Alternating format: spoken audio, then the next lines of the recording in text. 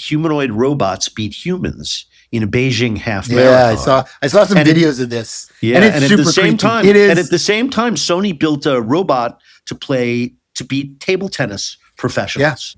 Yeah. And apparently the video of this robot playing is just bonkers. I mean, it's using computer vision. It moves incredibly quickly. It can predict spin. I mean, the amount of technology packed into this little tennis player is incredible. Yeah. Okay, could we just talk about that for a second? Yes. There's a few things at play. One of them is, in particular, China flexing not only its AI capabilities, it's also flexing its supply chain, its ability to build robots, drones, cars of amazing capability. And that is a signal of, if we could do this, if we could do those jumping martial art robots, and we can also mass produce, it's a flex. And I think a lot of people on the Western side are awake. But the part that's also happening that maybe we should talk about more on the podcast is the, I would say, proliferance of data that originates in China and models that originate in China, and how they've infiltrated almost everybody, not every single player, but almost everyone that uses AI and AI models and AI users in the United States are somehow woven in with either Chinese data, Chinese models, DeepSeek. And why the United States let that happen is crazy. Because if you look at some recent articles, the early pre-training data itself, which sounds very innocuous, could sit there like a nest and blossom into something quite problematic.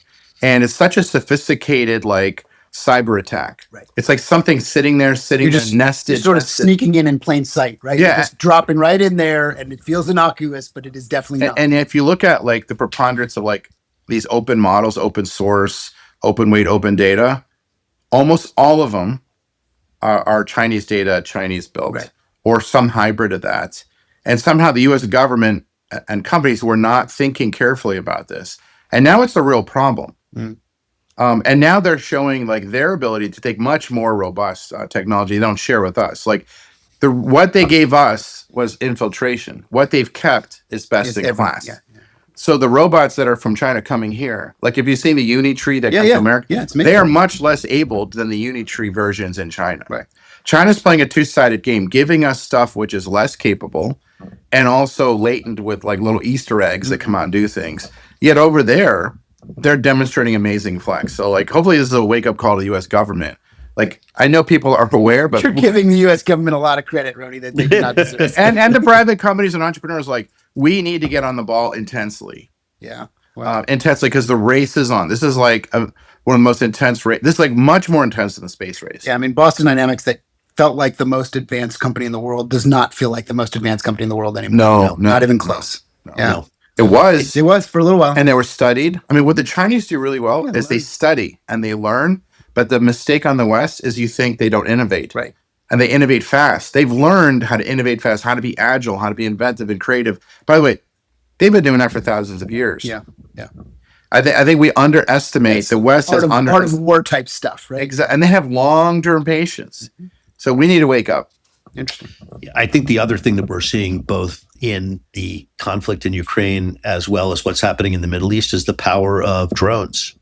And of course. All the big hardware that we've been fighting over and giant navies and everything the U.S. is good at building, has been undermined by, this very simple by essentially consumer technology. Yeah. Right, exactly. The cavalry and getting if it mowed down weren't for by the that machine technology, Ukraine would have been overrun. Yes. That's right. No, it's the machine. It's asymmetrical. It's a machine gun. Yeah. And what's really versus the musket. Yeah. I don't think what people have adapted to yet is you spend all this money on very advanced tech, and cheap drones flown by people hiding in a little foxhole are devastating. Can outpace it. Yeah. Or fake beepers. But here's the question. This is not new. They've been mounting machine guns on ATVs. Yeah. And remote controlling them. I mean, this is not just flying drones anymore. No, it's the whole robotic war. They have actually remote controlled armored vehicles that they can send in to rescue guys who are injured on the field that don't have a human driver.